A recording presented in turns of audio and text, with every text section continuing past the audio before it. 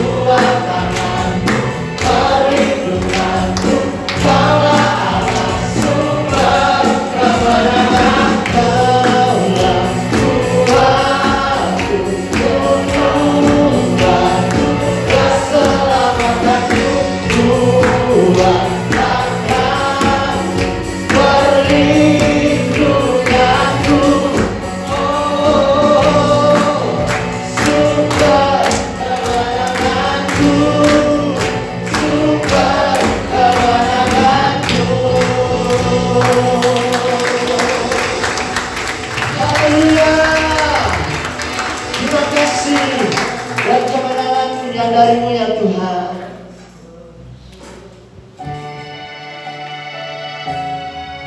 Kami bawa hidup kami bawa hati kami, sebab kami berharap hanya kepada Engkau Tuhan, satu-satunya sumber pengharapan kami Tuhan. Ku datang kepadamu, Kau terima diriku, Kau segarkan jiwaku. Tak perlu ku andalkan kekuatan dirimu, sebab Kau sanggup, sebab Kau sanggup. Kau kekuatanku, Kau penghiburku, Kau tepati semua janji-Mu. Setiap langkah aku kan berserah, memberikan hidupku bagi-Mu, Yesus.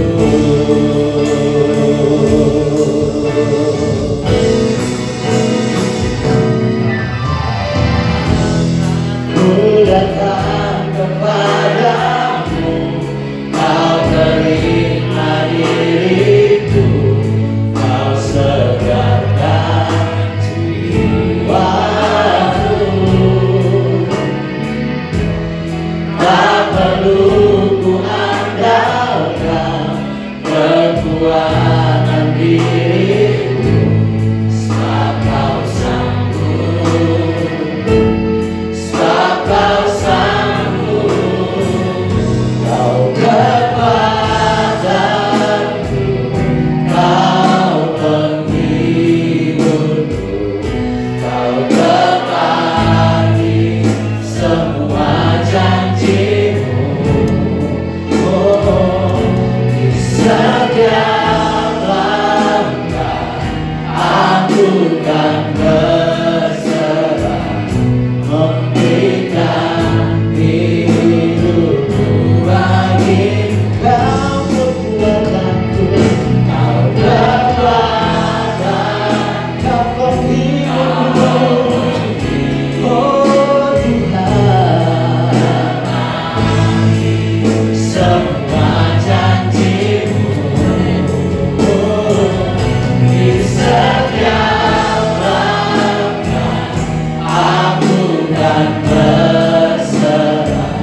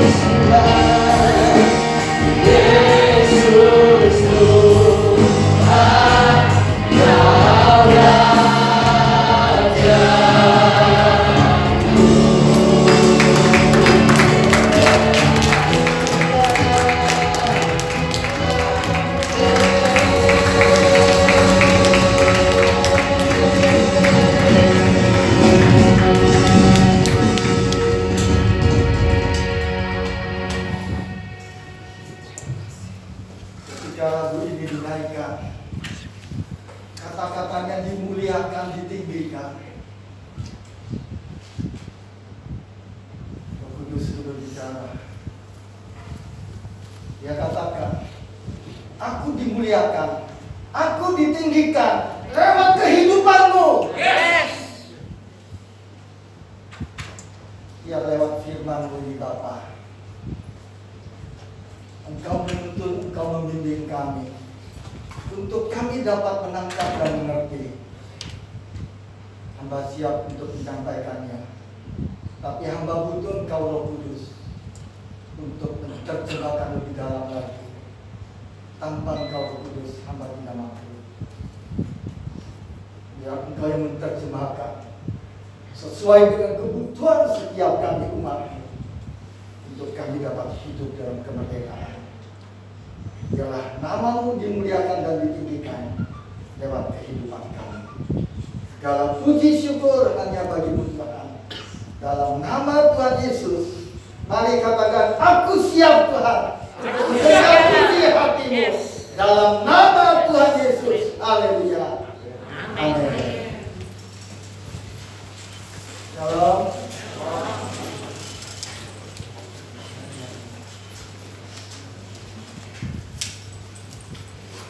Shalom. Saudara yang dikasihi Tuhan, di kesempatan hari ini saya mau berbagi satu pelajaran, satu topik yang saya beri judul, yaitu membangun hati seorang murid. Seperti tema kita bulan ini, develop, yaitu berkembang. Bagaimana seorang murid bisa berkembang, yaitu bagaimana untuk membangun hatinya seorang murid. Di situ saya ingin sampaikan. Nah, saudara dikasih Tuhan, sebelum kita melihat beberapa ayat penting, tentunya saudara sudah mengetahui bahwa murid adalah sebuah kata penting. Sekali lagi, murid adalah sebuah kata penting yang akan kita ketemukan pada saat perjalanan Tuhan Yesus di muka bumi ini. Nah, untuk mengangkat saudara kepada apa yang sebenarnya yang akan bisa kita ketemukan, yang bisa kita lihat, bagaimana membangun hati seorang murid. Mari kita melihat Kisah Para Rasul 11 ayat yang ke-26. Kisah Rasul 11 ayat yang ke-26. Mereka tinggal bersama-sama dengan jemaat itu 1 tahun lamanya, sambil mengajar banyak orang. Di Antiokhia lah murid-murid itu untuk pertama kalinya disebut Kristen. Menarik saudara, di Antiokhia untuk kali pertama kumpulan murid-murid itu selama 1 tahun untuk pertama kalinya disebut Kristen. Berarti selama mereka tinggal di Antiokhia, mereka berada di lokasi itu, ada sebuah gaya hidup yang menarik perhatian. Ada sebuah gaya hidup yang membuat orang tertarik dengan kehidupan mereka, sampai-sampai mereka disebut Kristen. Tapi sebenarnya itu adalah kalimat-kalimat hujatan pada masa itu, saudara yang dikasih Tuhan. Nah, kata Kristen itu diambil dari akar kata Kristos, yang artinya mirip Kristus. Jadi sebenarnya kalau kita berkata saya Kristen, itu sama halnya juga saya lagi berkata saya itu adalah mirip Kristus, kepanjangan Kristus. Amin. Nah, bagaimana membangun hati seorang murid? Ada beberapa tahapan-tahapan yang kita harus kenali. Ada beberapa kondisi-kondisi yang menyebabkan seringkali ujian-ujian persoalan terjadi. Perhatikan, menjadi seorang murid itu mengalami banyak hal-hal yang mungkin bisa jadi membuat kita mempertanyakan, apakah saya bisa menjalani atau tidak di situ.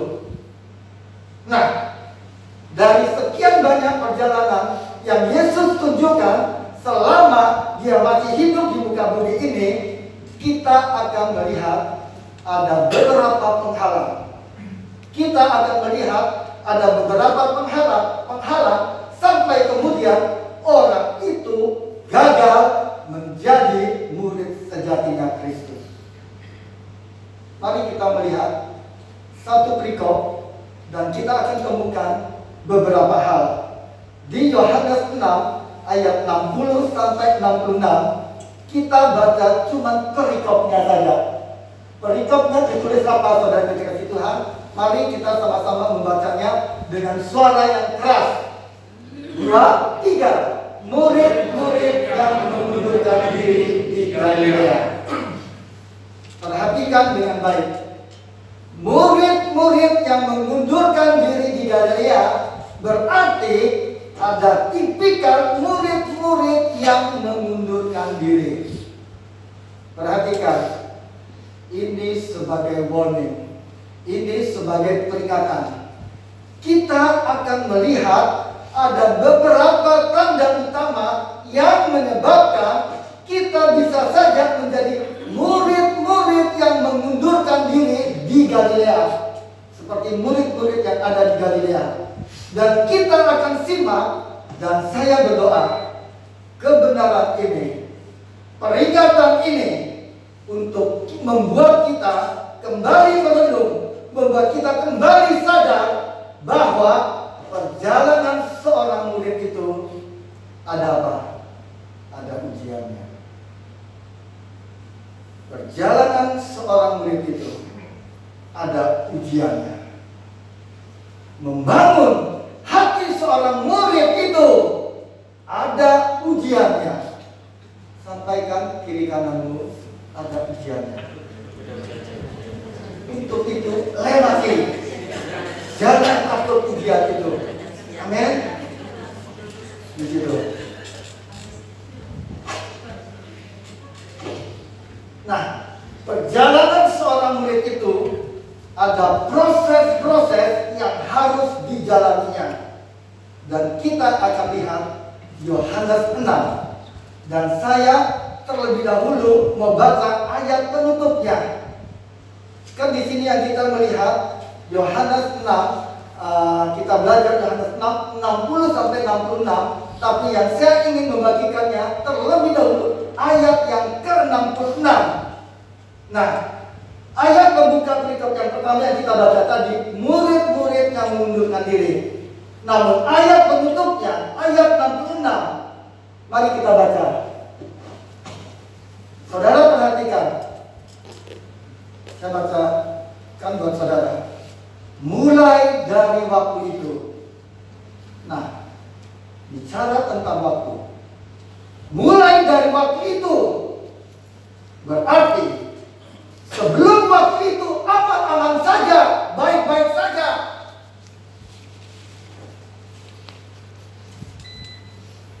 Sebelum dari waktu itu mereka masih ikut Yesus. Tetapi mulai dari waktu itu berarti ada sebuah proses waktu, ujian waktu yang didalam oleh murid-murid yang ada di Galilea saat itu. Tentunya bukan ke-12 murid itu, murid-murid yang lainnya. Mulai dari waktu itu, ayat firman Tuhan ini berkata, banyak murid-muridnya mengundurkan dan tidak lagi mengikut Yesus. Waktu saya lagi belajar ini, saya tersentak.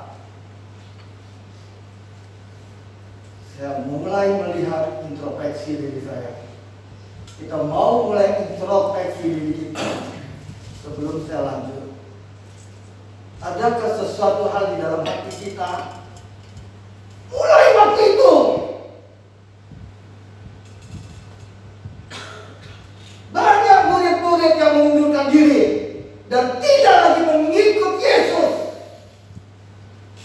Apa yang saudara tangkap di sini? Saya percaya Roh Kudus bicara dalam hati. Saya ulangi. Mulai dari waktu itu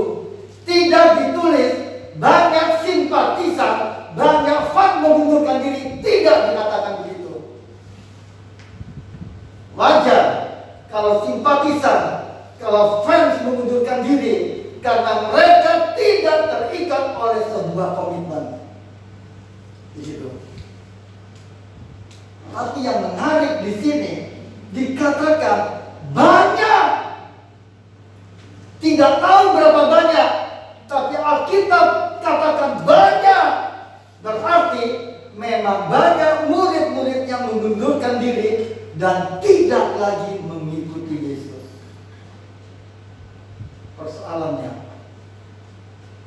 Pertanyaannya hari ini, apa penyebabnya orang itu mundur? Apa penyebabnya kita tidak lagi mengikuti Yesus? Apa penyebabnya kita tidak lagi melayani Dia? Kita akan lihat satu persatu dengan cepat. Yohanes 6 ayat 60. Saya berdoa, poin demi poin ini akan membuat kita merenung, membuat kita berpikir, membuat kita merefleksikan diri. Hal apa yang mesti kita benahi diri kita sendiri ini? Yang mana yang kita harus benahi? Di situ. Hal apa yang mesti kita perhatikan dalam kehidupan saudara dan saya sebagai seorang murid yang menjalani proses? Yohanes 6 ayat 60. Sesudah mendengar semuanya itu, wow, pertanyaannya, semuanya itu yang mana?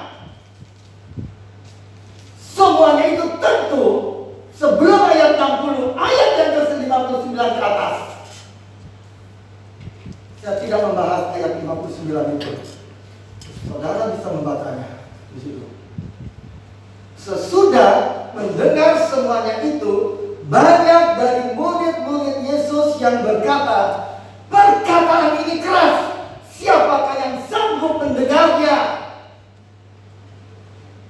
Yang pertama, perhatikan. Yang pertama, berhati-hatilah. Saudara akan masuk di bilangan murid yang mengundurkan diri kalau saudara tidak siap menerima teguran. Saudara akan masuk pada golongan kelompok murid-murid yang bakal mengundurkan diri kalau saudara tidak punya kesiapan hati untuk ditegur oleh pemimpin.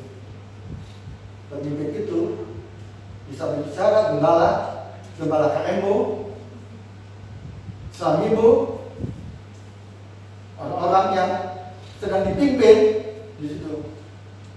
Kesiapan hati untuk ditegur oleh bapak rohanimu, kesiapan hati untuk diarahkan, untuk dibimbing.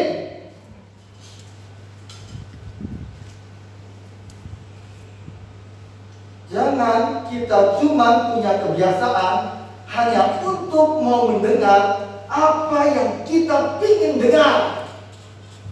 Itulah yang menyebabkan persoalan ini kemudian berujung pada mereka akhirnya tinggalkan Tuhan Yesus. Dan saya berharap ini menjadi sebuah peringatan buat kita, saudaraku. Mereka berkata, perkataan ini keras, siapakah yang sanggup mendengarkannya? Sebenarnya kalau kita mempunyai hati murid,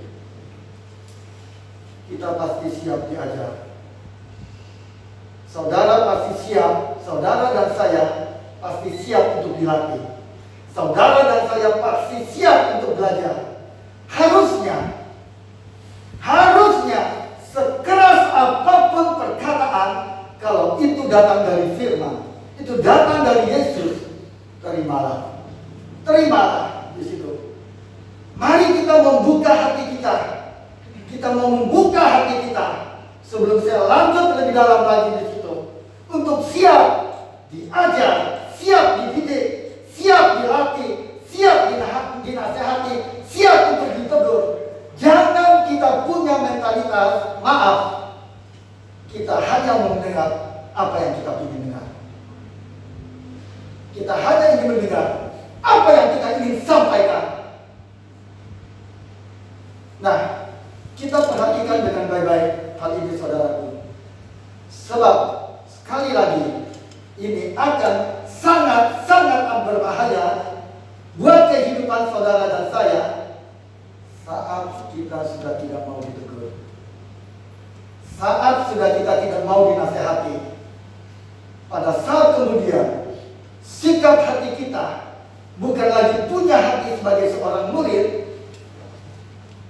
sebagai seorang anak dalam proses pembapaan, dalam proses pemuridan. Sebenarnya itu adalah tanda utama besar kemungkinan seperti murid-murid yang ada di Galilea, mereka akhirnya mengundurkan diri. Yang pertama, apa tanda utama profil murid yang mengundurkan diri, yang punya kans untuk mengundurkan diri? Sekali lagi yang pertama, tidak siap untuk ditegur. Mereka mendengar perkataan dan pengajaran Yesus dan mereka berkata, ini perkataan yang sangat keras. Saudara, kalau saudara punya kerinduan untuk mau dididik, untuk mau diajar, untuk mau dilatih, saudara akan selalu punya sikap hati yang benar untuk menerima masukan, sekalipun itu keras. Keras tidaknya itu bergantung pada sikap hati saudara. Mau ditegur dengan lembut sekalipun, kalau sikap hatimu sudah salah, sudah keliru, saudara akan selalu berpikir itu keras, bahwa itu perkataan keras. Tapi kalau sikap hatimu benar, sebagai seorang murid, sebagai seorang anak, mau sekeras apapun, saudara akan punya respon hati yang benar. Saudara akan terus mencintai firman-Nya. Saudara akan terus mengikuti kehendak Tuhan dalam kehidupan saudara. Apapun yang Dia katakan, pasti saudara akan mengikuti. Amin. Sekali lagi, tanda yang pertama adalah tidak siap ditegur, tidak siap berproses. Dan saya percaya namanya proses pasti ada hasil. Setiap saudara yang mau melewati proses pasti ada hasilnya. Proses dan hasil itu dua hal yang sama-sama penting sekali. Proses dan hasil. Berhasil itu hanya persoalan waktu. Waktu saya belajar, saya renungkan semuanya. Berhasil itu hanya persoalan waktu. Sementara berproses itu persoalan setiap waktu yang kita jalani setiap hari. Kalau setiap hari kita mau jalani proses itu, saya melewati proses-proses setiap hari. Kadang-kadang kalah, kadang-kadang menang, jatuh bangun. Tapi saya tidak mau kalah. Sampai akhirnya melewati satu proses. Dan saya berhasil. Setelah berhasil dalam tahap satu poin ini, dalam satu sisi dalam kehidupan saya, ada sisi-sisi lain lagi yang terus berproses di situ sampai kita dipanggil oleh Tuhan. Amin. Nah, saudara dikasih Tuhan, sedihlah kalau saudara tidak mau berproses. Jangan pernah sedih kalau saudara tidak berhasil. Jangan. Sedih yang sesungguhnya kalau saudara tidak mau berproses di situ. Karena berhasil itu hanya persoalan waktu. Orang yang siap diproses pasti siap untuk berhasil. Dan orang yang siap berproses pasti kelihatan hasilnya. Makanya mari kita menjadi murid yang berproses dan cintailah proses itu dalam kehidupan saudara dan saya. Saya barusan pergi ke Surabaya. Saya melihat anak saya Hana, banyak kerjaan, pesanan-pesanan orang kepada dia. Terus dia katakan pada saya, "Papa, Hana capek," dia bilang gitu. kerja sendiri, kadang-kadang dengan pacarnya dia yang membantu itu di situ. Saya katakan pada dia, ini proses anak. Proses yang kamu belajar ini di sini, ini awal-awal Tuhan kasih dia talenta, dan talenta yang dia pakai itu banyak orang-orang pesan sesuatu pada dia. Cuma karena masih awal, proses itu banyak yang dia kerjakan. Suatu saat saya katakan, nanti kamu punya apa? Kamu akan jadi besar. Tapi lewati proses ini. Lewati proses ini. Jangan mengeluh. Jangan mengeluh. Nah, kita lanjut. Ayat yang ke-61.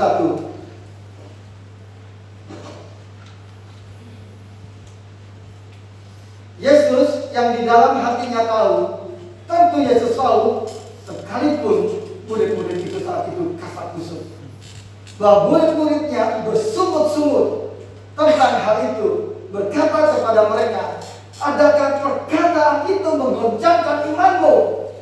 Perhatikan saudara, Yesus kemudian bertanya, apakah perkataan itu menggoncangkan imanmu?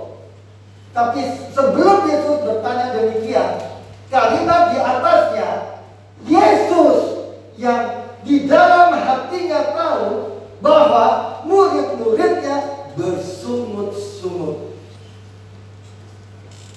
Kalau tanda yang pertama tidak siap untuk ditegur, yang kedua, hati-hati saudara yang dikasih Tuhan di dalam hidup di dalam persungutan. Saudara komplain, saudara ngomel, hidup dalam persungutan, berhati-hatilah di bagian ini. Yesus dengan jelas tahu apa yang ada di dalam hati saudara dan saya. Tahu apa yang ada di hati murid-murid yang nantinya akhirnya mengundurkan diri. Makanya, coba saudara lihat, orang yang tidak siap untuk ditegur, pasti ujungnya spirit persungutannya akan muncul. Saya tetap masih pada poin yang pertama. Sekali lagi, orang yang tidak siap untuk ditegur, orang yang tidak siap untuk ditegur, tidak siap berproses dalam perjalanannya sebagai seorang murid, yang muncul adalah persungutan dan ketidakpuasan. Lanjut ayat 62. Dan bagaimanakah jikalau kamu melihat anak manusia naik ke tempat di mana ia sebelumnya berada? Ayat 63. Rohlah yang memberi hidup, daging sama sekali tidak berguna. Sekali lagi, daging sama sekali tidak berguna. Perkataan-perkataan yang kukatakan kepadamu adalah roh dan hidup. Roh dan hidup. Ingat baik-baik saudari kasih Tuhan. Murid yang punya kerinduan untuk menerima perkataan yang berisi roh dan memberikan kehidupan, memang kecenderungannya akan selalu bertabrakan dengan apa? Keinginan daging kita. Begitu. Makanya murid-murid saat itu mereka tidak siap. Kenapa mereka tidak siap? Karena sekali lagi mereka hanya mau mendengar apa yang mereka ingin dengar. Seorang Billy Graham, dia pernah menulis, inti dari pemuridan adalah teguran. Inti dari pemuridan adalah teguran. Dan memang terlihat di Yohanes 6 ayat 60 ini, murid-murid pada akhirnya mengundurkan diri karena mereka tidak siap ditegur. Mereka tidak siap dinasihati di situ. Kita lanjut ayat yang ke-64. Tetapi di antaramu ada yang tidak percaya, sebab Yesus tahu dari semula siapa yang tidak percaya dan siapa yang akan menyerahkan dia. Yesus mengerucut kepada satu nama, tentunya saudara tahu. Lanjut ayat yang ke-65. Lalu ia berkata, sebab itu telah kukatakan kepadamu, tidak ada seorang pun dapat datang kepadaku kalau Bapa tidak mengaruniakannya kepadanya. Rupa-rupanya saudara kasih Tuhan, kalimat itu, ayat 65 yang barusan kita baca, sebelum kita pindah ke ayat 66, tidak membuat keadaan hati mereka berubah. Di situ dikatakan, harusnya begitu mereka mendengar perkataan Yesus di ayat 65 yang mengatakan, tidak ada seorang pun yang dapat datang kepadaku kalau Bapa tidak mengaruniakannya kepadanya. Berarti mereka seharusnya tahu bahwa tidak mungkin orang menuju kepada Bapa kalau tidak lewat Yesus. Jadi secara terang-terangan Yesus telah menunjukkan itu, tapi justru kalimat penutupnya di ayat ke-66 mengatakan apa, saudara kasih Tuhan? Ayat yang ke-66.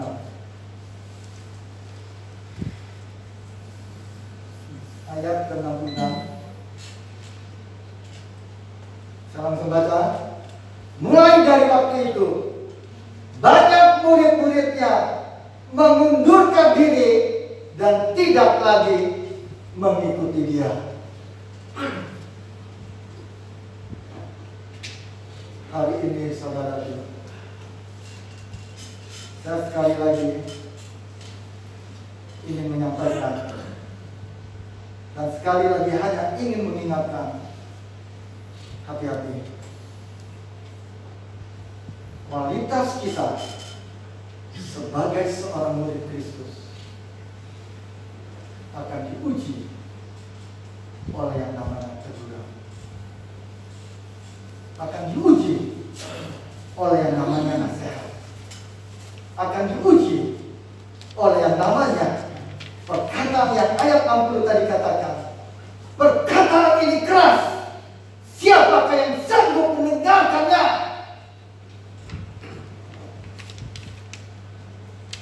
Mungkin, perhatikan, mungkin saudara pernah mendapat perkataan-perkataan yang keras dari pemimpin, dari pembalap, dari GKM, dari suamimu, dari istrimu, dari orang tuamu, dari anakmu, dari siapapun. Yang menjadi pertanyaan, apa reaksimu sampai hari ini? Dan menjadi pertanyaan, apa reaksimu sampai hari ini?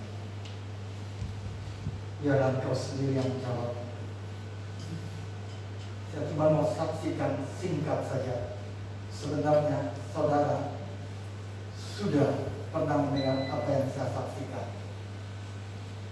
Ketika tengah malam, saya terbangun kurang lebih setengah 3. Saya tersentak. Saya teringat apa yang saya mau sampaikan sampai di saat ini, apa yang saya katakan. Kemudian sepertinya dia mengatakan kepada saya, ingat proses-proses yang kamu alami, perkataan-perkataan keras yang menyakitkan saya, justru itu membentuk diri saya. Perkataan-perkataan keras sejak saya sebelum mengenal Tuhan. Dari siapa terlebih dahulu? Dari orang tua saya, dari mama saya.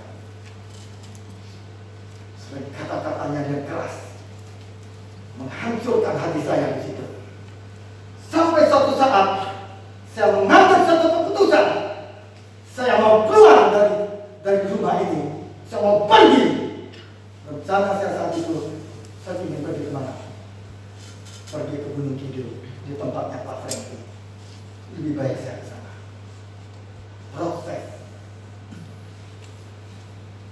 Kemudian mengajar, melayani Tuhan, mengikuti Tuhan. Ada proses-proses lagi yang saya lewati yang menyakitkan sekali. Lewat pemimpin saya sendiri, lewat gembala saya. Dan saya tahu itu proses. Saya ingin mengundurkan diri dari gereja.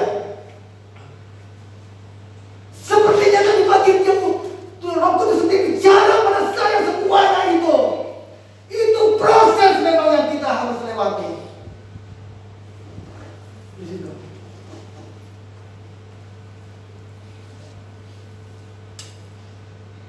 pentingnya dari semua proses yang saya lewati ini semuanya. Ketika itu saya marah dan saya lapor pada Tuhan. Tuhan katakan apa? Kalau kamu mau mereka berubah, kalau kamu mau mamamu berubah, kalau kamu mau pemimpinmu berubah, kalau kamu mau si A berubah, si B berubah, kamu yang berubah terlebih dahulu. Bukan mereka. Bukan mereka. Sampai masuk dalam rumah tangga juga. Lewat istri, lewat siapapun, lewat anak sampai punya anak juga, lewat anak juga diproses. Apakah saya harus lari dari kenyataan semuanya ini? Tidak bisa kita lakukan. Perhatikan, Roh Kudus tetap mau menangkapmu, mau menjamahmu saat ini. Kalau engkau menyadari, kalau engkau mau dengan rendah hati datang kepada Dia, katakan, ya Tuhan, ini proses yang aku harus memang lewati. Dimuliakan, ditinggikan lewat kehidupan saudara dan saya.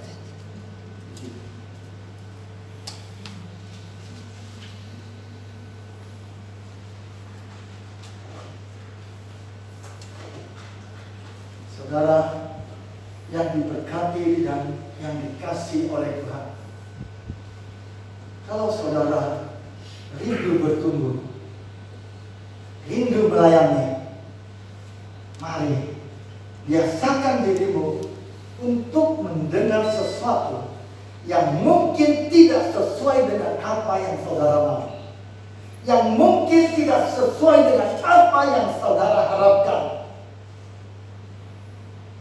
Izinkan itu memproses dirimu.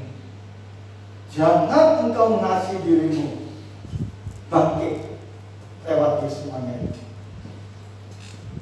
Mari kita mau berproses dengan baik di masa-masa ini, di waktu-waktu berikutnya ini.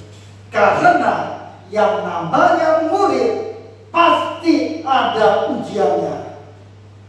Yang namanya murid akan melewati sebuah proses, dan proses itu namanya teguran. Proses itu namanya nasihat. Dan ingat, kunci untuk menang dari teguran, kunci untuk menang dari nasihat, milikilah sikap hati yang benar. Sekali lagi, sekeras apapun tegurannya, kalau saudara punya sikap hati yang benar, teguran itu akan menumbuhkan saudara. Saya ingat waktu saya dengan istri saya yang marah besar dengan saya saat itu juga mau balas, tapi di situ Roh Kudus katakan, proses yang kamu lewati, kalau kamu masih seperti itu, itulah keadaanmu sebenarnya. Yang aku mau ubah bukan istrimu, tapi lewat kamu. Oh, menyakitkan sekali. Tapi ketika dia yang berkata, itu yang meruntuhkan semua kesombongan kita. Itu yang meruntuhkan semua kebebasan saya di situ. Ya Tuhan, aku mau. Tidak banyak orang yang mau melewati semuanya ini. Tetap salahkan si A, si B, si C. Mungkin sampai si Z. Kalau saudara tidak mau melewati ini, perhatikan saudara. Saudara pasti akan menyalahkan si A, si B, si C, sampai si Z. Berarti sampai seumur hidup saudara.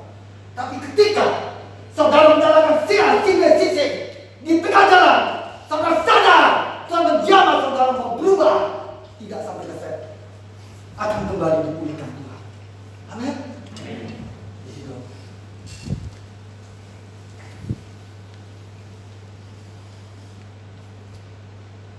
Perhatikan, selembut apapun tegurannya, itu tetap akan membuat engkau marah. Kenapa? Karena itu lahir dari sikap yang tidak benar di hadapan Tuhan. di hadapan Tuhan. Tapi ketika kita datang kepada Dia, Dia membenarkan saudara dan saya. Dia di atas kayu salib Dia katakan, sudah selesai. Hari ini sederhana saudaraku. Saya cuma mau mengingatkan lagi. Mari kita mau menjadi murid Kristus yang Kristus, yang artinya mirip Kristus. Terlihat dari apa? Gampang saudara. Kalau dari ayat ini saya cuma memberikan sebuah nasihat, warning sekaligus, bahwa mulai milikilah sikap hati yang mau siap untuk diajar, dinasihatkan dan ditegur. Dan jangan sampai kita hanya mau mendengar apa yang kita mau dengar. Saya berdoa kesempatan saat ini, poin ini sederhana, singkat, tapi saya berdoa poin ini akan menolong dan memberkati kehidupan saudara. Saya tutup dengan Yohanes 6 ayat 67 sampai dengan 69. Begitu ayat 66 berkata, begitu banyak murid yang meninggalkan Yesus. Ayat yang 67 berkata apa? Perhatikan. Maka kata Yesus kepada ke-12 muridnya, berarti yang meninggalkan Yesus itu bukan ke-12 murid, karena ke-12 murid masih bersama-sama dengan Tuhan Yesus. Maka kata Yesus kepada ke-12 muridnya, apakah kamu tidak mau pergi juga? Murid-murid yang lain sudah meninggalkan Yesus karena perkataan keras itu. Kemudian ayat 67 ini, Yesus berkata kepada ke-12 murid, apakah kamu juga tidak mau meninggalkan aku?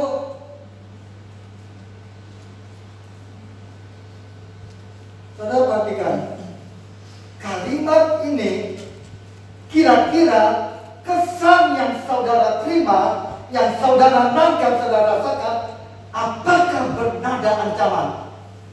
Apakah ini ancaman Yesus terhadap murid-muridnya? Siapa yang ada ancaman? Tidak? Dua-dua tidak. Kita santai aja ya. Tidak. Itu bukan ada ancaman.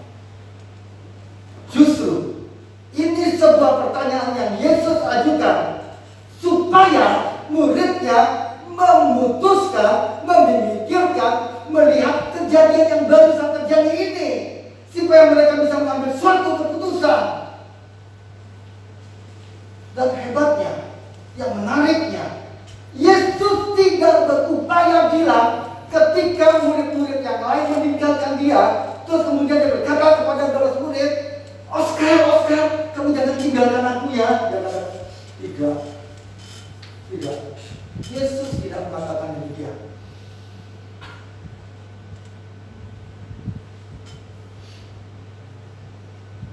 Dengan kebesaran hatinya Yesus sebagai seorang pemimpin, Dia malah tanya, kalian tidak mau pergi juga? Dia bertanya kepada ke-12 muridnya, memberikan sebuah pilihan kepada ke-12 murid tersebut. Kemudian ayat 68 berkata, jawab Simon Petrus kepadanya, Tuhan, kepada siapakah kami akan pergi?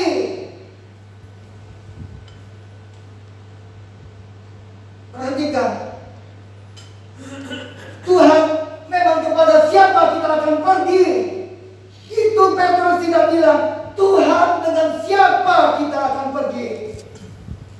Tetapi Petrus katakan, kepada siapa kami akan pergi? Artinya, bukan dengan siapa, tapi kepada siapa. Kalau dengan siapa, itu berbeda dengan kepada siapa. Kepada siapa, itu dirujukan kepada seseorang, yaitu Tuhan Yesus. Ada saat-saatnya di dalam saya mengalami kelemahan, saya mengalami kejatuhan, dan saya tahu apa yang saya lakukan itu salah. Sampai akhir-akhir kata-kata yang saya katakan, Tuhan, biar bagaimanapun aku tidak akan meninggalkan Engkau. Aku mau, walaupun saat itu saya tidak berdaya, saya tidak tahu apa yang saya harus lakukan.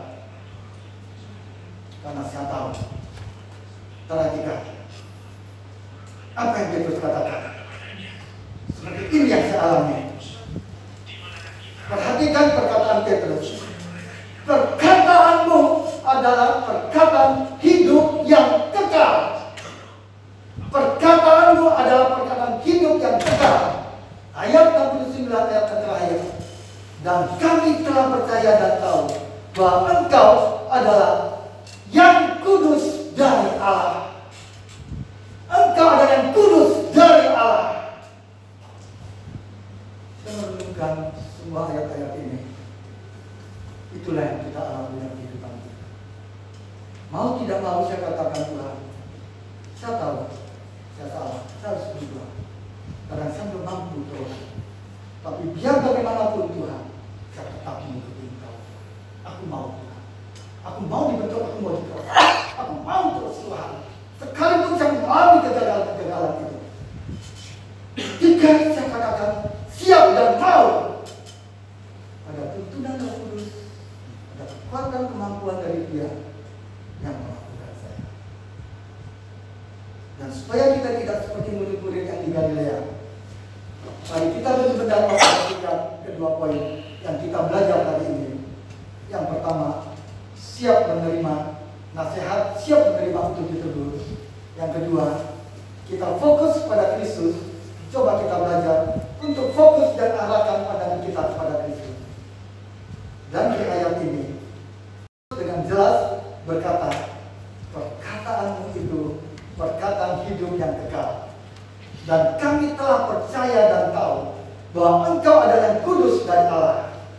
Saya berdoa hari ini, dua poin ini akan mengantar saudara untuk berpikir kembali supaya kita tidak jadi sama seperti murid-murid yang ada di Galilea. Doa saya, kemuridan kita menjadi seorang murid melewati suatu proses yang panjang, dan kita kedapatan bertahan sampai pada akhirnya kita benar-benar menjadi seorang murid yang kemudian memberi apa saudara? Dapat seperti mereka 1 tahun tinggal di Antioquia, mereka disebut orang Kristen, yang artinya Kristus, yaitu mirip pada Kristus, menjadi kepanjangan Kristus. Itu yang Tuhan mau. Dan kemudian memberi dampak gaya hidup yang kemudian boleh apa? Menjadi berkat buat kehidupan orang lain. Kita tundukkan kepala. Bapak, kami bersyukur buat kesempatan di hari ini. Kami boleh menerima firman-Mu. Tuhan, terima kasih buat kebenaran firman-Mu yang kami sudah terima, kami dengar hari ini. Mengingatkan kembali, menegur kami, menasihati kami Tuhan. Kami tidak mau Tuhan seperti murid-murid yang ada di Galilea meninggalkan proses perjalanan mengikuti Engkau Tuhan. Dan kami mau siap menjadi murid-murid yang siap dengan hati, siap diarahkan, siap untuk ditegur. Karena kami tahu Tuhan, waktu kami siap untuk ditegur, dinasihati, kami akan bertumbuh Tuhan. Dan ajar kami untuk fokus kepada Engkau Tuhan, yang jadi satu-satunya pusat kehidupan kami. Terima kasih Bapa, meteraikan firman-Mu, bahwa kami masuk dalam seluruh penggenapan janji-Mu dalam kehidupan kami. Hamba-Mu selesai. Roh Kudus, Engkau terus yang bekerja, menyampaikan lebih dalam lagi kepada setiap anak-anak-Mu yang mendengarnya ini. Terima kasih Bapa. Terima kasih.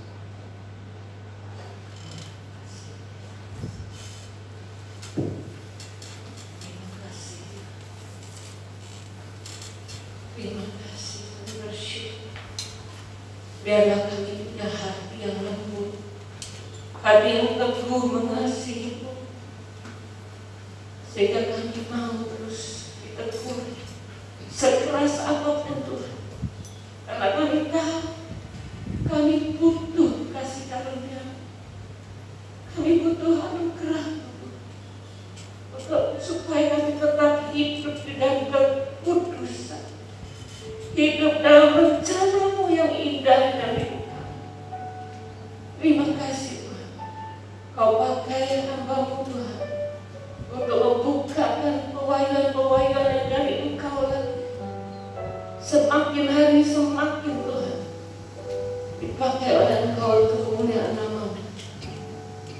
kasih Tuhan. Saatnya kami mau berdoa Tuhan untuk bangsa Indonesia. Indonesia adalah milik-Mu. Kami tahu Tuhan, Engkau mengasihi Indonesia. Indonesia ada di dalam tangan-Mu Tuhan. Ada di dalam genggaman-Mu Tuhan. Tidak akan terjadi hal-hal yang negatif, hal-hal yang jahat, karena ada di dalam tangan Tuhan kita yang dahsyat. Terima kasih Tuhan, kami bersyukur. Kami menyerahkan Indonesia ke dalam tangan-Mu, dan hari-hari ini akan ada terjadi revival. Apa yang dinubuatkan oleh nabi-nabi-Mu, hamba-hamba-Mu, akan terjadi hari-hari ini, baik bagi Indonesia dan juga bagi hamba-hamba-Mu, anak-anak-Mu yang mengasihi Engkau. Karena firman-Mu mengatakan, dengan mendadak Engkau akan melawat umat-Mu semuanya.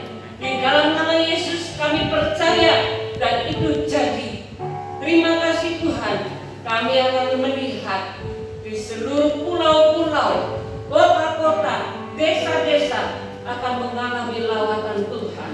Dan kami, hamba-hamba-Mu, anak-anak-Mu, adalah menjadi bagian dari kebangunan rohani itu. Terima kasih Tuhan. Kami percaya juga bahwa kekayaan bangsa-bangsa akan dilimpahkan kepada kami, anak-anak Tuhan yang sungguh-sungguh mengasihi Engkau. Dan kami percaya itu terjadi hari-hari ini. Sebelum kesusahan besar datang, kami akan menjarah semua yang menjadi milik orang-orang fasik di dalam nama Yesus. Terima kasih Tuhan. Kami berdoa untuk Sumbawa. Terima kasih dengan semua keajaiban dan juga yang terjadi pada NTB Tuhan. Akan ada pabrik-pabrik yang benar-benar memberkati banyak orang. Terima kasih Tuhan, kami bersyukur Indonesia dan NTB menjadi kemuliaan Tuhan. Kami berdoa setiap saat, biarlah NTB dipenuhi dengan kemuliaan Tuhan.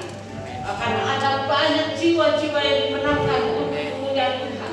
Karena semua bisnis atau apapun juga dikelola oleh anak-anak Tuhan yang mengasihi Engkau. Terima kasih Tuhan, kami bersyukur sampai hari ini Tuhan. Kami masih terus memuji memuliakan Engkau. Itu semua karena kasih karunia Tuhan. Dan kami mau Tuhan, supaya orang-orang lain juga mengenal Engkau dan menerima Engkau sebagai juru selamat, dan bahkan terus setia sampai akhir hidup mereka. Oleh karena itu kami berdoa, biarlah kuasa-Mu bekerja hari-hari ini Tuhan. Kami terus Engkau berkati dengan kasih-Mu, dengan belas kasihan-Mu untuk memberkati orang-orang yang kekurangan Tuhan, dengan memberikan persembahan khusus Tuhan kepada orang-orang yang membutuhkan Tuhan. Terima kasih Kau tambahkan kami hati yang penuh dengan belas kasihan dari Engkau, agar kami memberi dengan sukacita di hati, karena kami mengasihi Engkau dan mengasihi jiwa-jiwa. Terima kasih Tuhan, dan kami juga akan memberikan persembahan untuk kemuliaan nama-Mu dinyatakan. Kami memberi dengan sukacita karena kami mengasihi Engkau. Di dalam nama Yesus kami berdoa. Amin.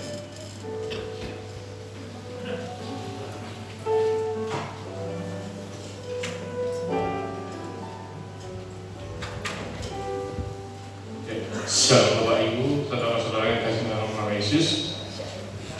Pengumuman singkat saja untuk minggu depan. Kita akan tetap melakukan ibadah di tempat ini untuk yang ketiga kalinya, dan harapan kita ke depan kita bisa tetap menempati tempat ini untuk memuliakan, memuji nama Tuhan. Terima kasih sekali lagi. Minggu depan kita akan tepati tempat ini dengan jam yang sama, jam 8 pagi. Terima kasih. Tuhan Yesus memberkati.